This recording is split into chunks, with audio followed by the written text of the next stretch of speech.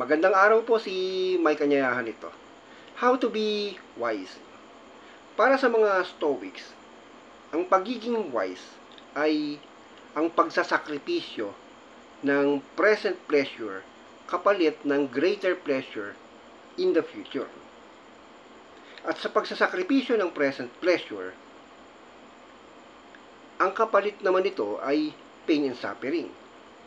Kaya't ang mga Stoics ay handang i-embrace ang pain and suffering dahil ito ay magbubunga ng mas higit pang kaligayahan kumpara sa dapat niyang piliing kaligayahan sa kasalukuyan.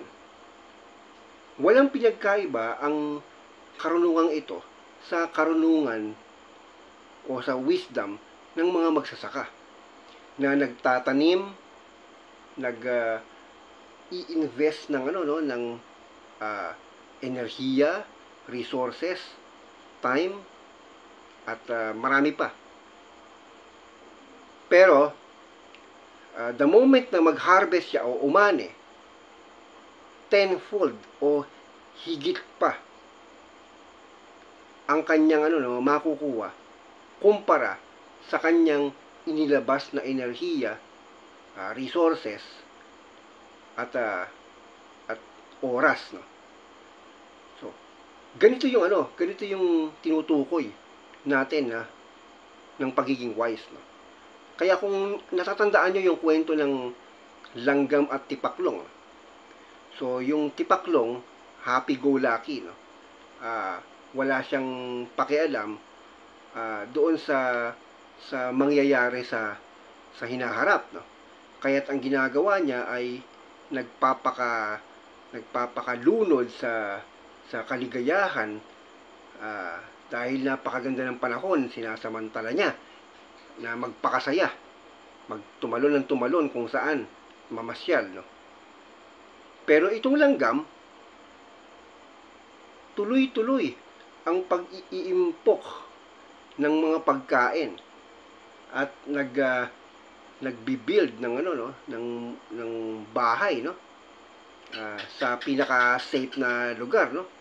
Tuloy-tuloy siya nagtatrabaho at pinagtatawanan siya ng tipaklong, no? At kinukutya siya. Pero hindi natitilag itong langgam na gawin yung pinaniniwalaan niyang nararapat, di ba? Maraming sinasakripisyo yung langgam. Halimbawa, no, yung layaw na tinatamasa ng tipaklong na pwede niyang sundin or gawin pero hindi niya pinili.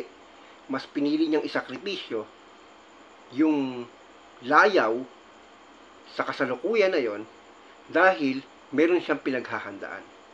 At nung dumating yung bagyo, may yung langgam may matitirhan, may makakain. Yung tipaklong, hindi alam kung saan dadapo at hindi alam kung anong kakainin dahil hindi siya nakapaghanda rito. So yung lesson na yon, kahit nung kabataan natin na pinag-aaralan natin ito, simple lang, ito ay yung pagiging wise. Pagiging wise in the sense na may ginagawa kang bagay na hindi nakikita ng iba. At yung nakikita mo ay yung malayo. At pagdating ng panahon, sa tamang panahon,